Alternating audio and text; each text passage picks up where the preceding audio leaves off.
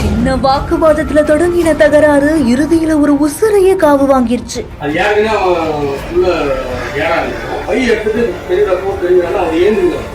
முன்னாடி திரும்பி அந்த பையில ஒரு அடிக்கிற எண்ணெயான அடிக்க வந்து தலையை வந்து கையில் போட்டு குச்சி என்ன பக்கம் 10 அடிக்கு மேலே ஒரே இடத்துல அப்படியே கொடுத்தாங்க.